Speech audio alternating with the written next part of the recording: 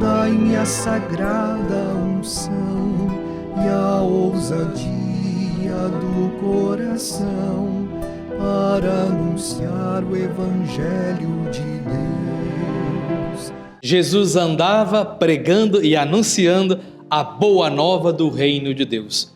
Queridos e amados irmãos e irmãs, a liturgia do quinto domingo do tempo comum coloca-nos face às questões que desde sempre inquietaram os seres humanos.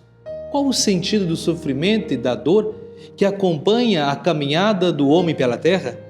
Qual a posição de Deus face aos dramas que marcam a nossa existência? A palavra de Deus que hoje escutamos não tem respostas absolutas para essas questões, mas deixa-nos uma certeza fundamental. O projeto que Deus tem para nós não é um projeto de morte, mas é um projeto de felicidade e de vida eterna.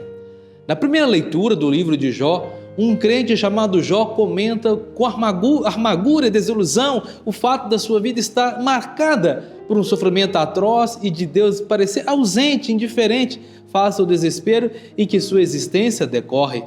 Apesar disso, é a Deus que Jó se dirige, pois sabe que Deus é a sua única esperança e que fora dele não há possibilidade de salvação.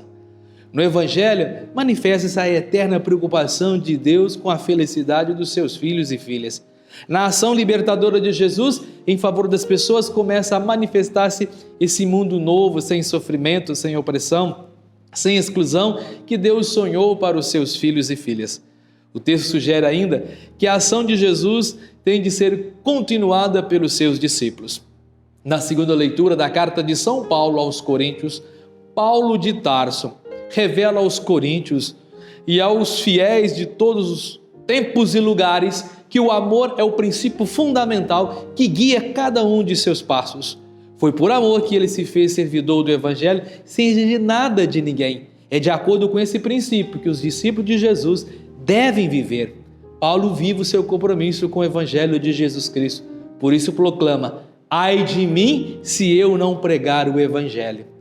No texto do Evangelho que escutamos no domingo passado, de Marcos capítulo 1, versículo de 21 a 28, Marcos tinha nos levado até a sinagoga de Cafarnaum, num sábado de manhã, para testemunhar como Jesus curou um homem com espírito impuro, deixando as pessoas presentes a questionar-se sobre a origem da sua autoridade.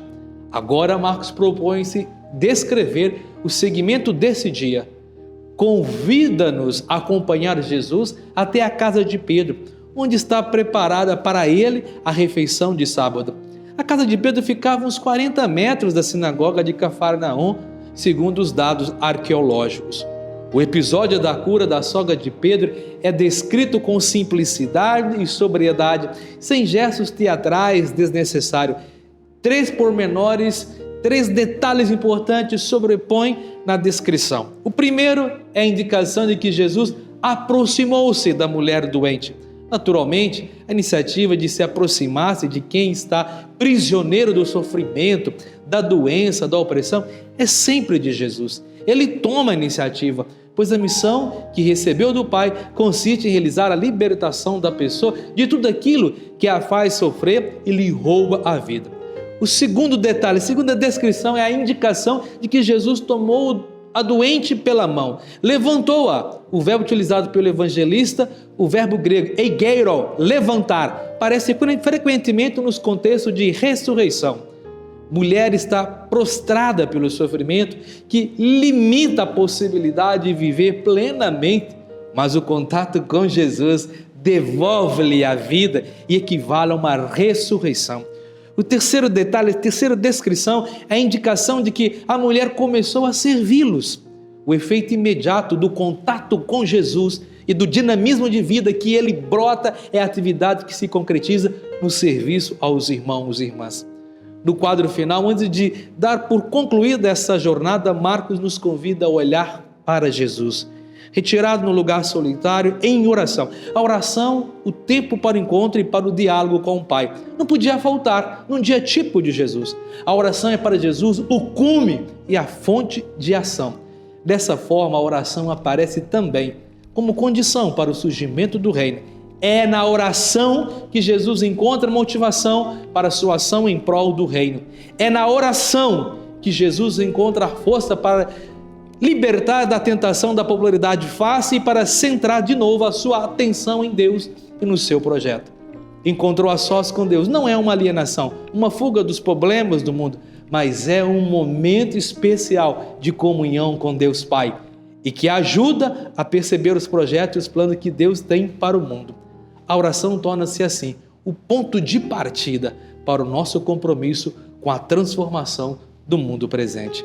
Contudo, alimentado pelo diálogo com o Pai, Jesus pode agora retomar a missão e partir ao encontro de outros povos vizinhos a propor em palavras, em gestos libertadores, a boa notícia do reino de Deus. Não irá sozinho. A missão de anunciar a libertação também diz respeito a seus discípulos.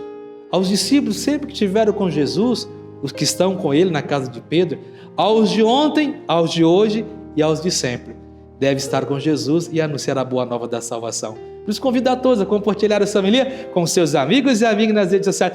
Vamos juntos evangelizar. Inscreva em nossas redes sociais, ative o sininho de notificações, comente, compartilhe. Sejamos homens e mulheres do bem, comprometidos com o Evangelho de Jesus Cristo. E que Deus nos proteja, nos abençoe hoje e sempre. Ele que é Pai, Filho e Espírito Santo. Amém. Palavra da salvação.